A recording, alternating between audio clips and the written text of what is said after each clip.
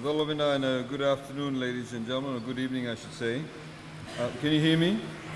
Good, okay. It's very hard, actually, because the light's right in my face and I can't even see anybody there. But look, it gives me great pleasure to be here this evening. And I'd like to thank the organizers, actually, for this opportunity and indeed the invitation to be able to be here this evening. I do not intend to make a long speech. It's not a night of speeches, but I love to, and I look forward to meeting all of you individually.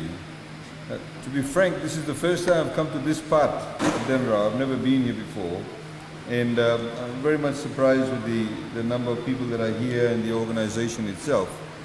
I just wanted to highlight one or two things, just some statistics.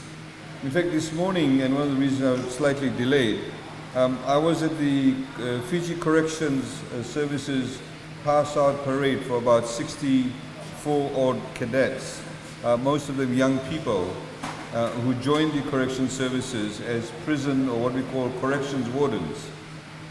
And talking to many of them, a lot of them in fact had finished university, some of them actually just finished high school, some of them actually were halfway through the university.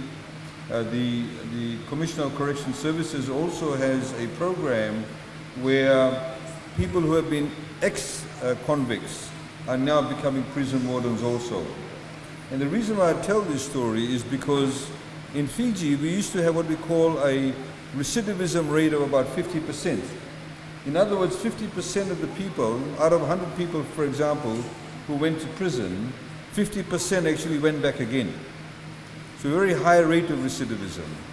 Today the rate of recidivism in Fiji in the corrections, in the criminal justice system is actually very low. And the reason why it is actually quite low is because we have a very different approach to the criminal justice system, in particular in rehabilitation. So we find people jobs whilst they are inside the prison. We give them trade skill sets. We're able to then tap into what particular skill sets they may have. Some have become artists, some have become joiners, some have become, agriculturalists. A lot of people, in fact, have developed a number of trades. We also have an expo that whilst they're actually inside the corrections facilities, we get them to be able to meet potential employers who can then hire them as soon as they leave the correction facilities. This approach is critically important, and the reason why I'm highlighting this to you today is that as a society, we need to become a lot more compassionate. We need to become a lot more giving, but also at the same time a lot more accepting, recognizing the different facets, the different paths we all have, trodden. And tonight, of course, I hope that we'll be able to, and the rally we had this morning and this afternoon, you are able to recognize the different skill sets people have, the different strengths people have, the different weaknesses that people have, and be able to collaborate to be able to bring out the best in us. Today in Fiji, about 65% of the entire population is below the age of 35. Over 70% of the population is below the age of 40. So all of you, and I'm sure most of you are, who are below the age of 40 are in the majority. The people over the age of 40 are the minority, they're only 30%.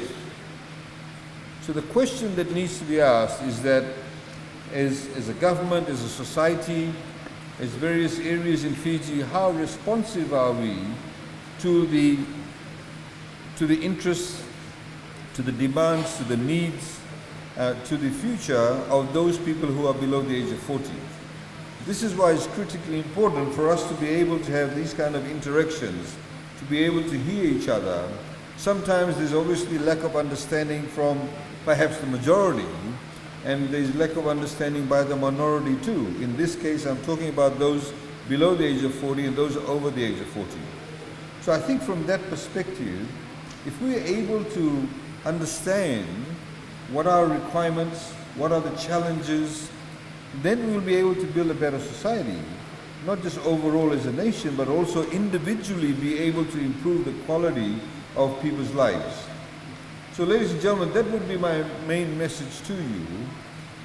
The other point that I'd also like to make is globally speaking, we are going through a very, tumultuous time globally.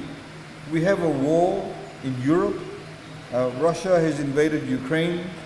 It has an enormous impact on what is actually happening globally. Even though it's two countries involved, the spillover effect is a multiplier effect. Not many people actually know, but Ukraine and Russia amongst them, they produce over 30% of the world's wheat. From wheat we make flour. In Fiji, all of you eat roti, puruni, bambakau, pani keke, bread. All of that is made from wheat. And we buy our wheat from Australia. And because there's a war and 30% of the wheat supply is cut off, the price of wheat will go up. And the price of wheat will go up, and the cost of all those things associated with it will go up also. In the same way, Russia is the third or fourth largest producer of oil, or what we call fuel. And because there's a war there, the production has come to a halt, or you can't actually access that fuel. So the price of that has gone up. We've just come out of a pandemic. 2 years our borders were shut. For a country where we used to make about $2 billion a year from the tourism industry, we lost that for 2 years. Over 100,000 Fijians lost their jobs. People here in Denarau did not have a job. And it's not only about the people who worked in the hotel industry, it's also about the people who lived off the people in the hotel industry. So if you go to Nandi Airport, before the airport is shut down, just before you enter Nandi Airport, on the right-hand side, you see all those big trees behind the bus shelter. There's a lot of ladies there who used to sell lovo packs, boiled evi, mitai, roti parcel. Those people stopped having a living when the airport shut down. They weren't selling to the tourists, but they're selling to the people who worked in the hotel industry. These people used to sell to the people who worked at Fiji Airways. So it had a multiplier effect. We've now come out of it. We've opened up our borders. And I want to thank everybody who've actually got themselves vaccinated. Because if we did not reach that rate of vaccination, we would not have been able to open up our borders. If we weren't able to open up our borders, today we probably would not be here. We would not be able to interact with each other in this manner. We would not have the level of activity that we require for an economy to be robust. So quite a few things are happening in the world, domestically because of pandemic, globally because of what's happening in Russia, Ukraine, etc. So we need to ensure, more so than ever, that we go down a path where people are able to have stability, where we're able to have confidence, where we're able to ensure that we have the least disruption to our society, to our locality, and indeed to our nation. And for that, it's the youth who will actually give us that stability. It's the youth who need to understand what is happening domestically and internationally for us to be able to ensure that we have a strong, prosperous, and stable Fiji, and secure Fiji, and indeed have a bright future for all of you. So ladies and gentlemen, thank you very much for the invitation. As I said, I look forward to talking with many of you and interacting with you, and I wish you all a very good evening. Thank you.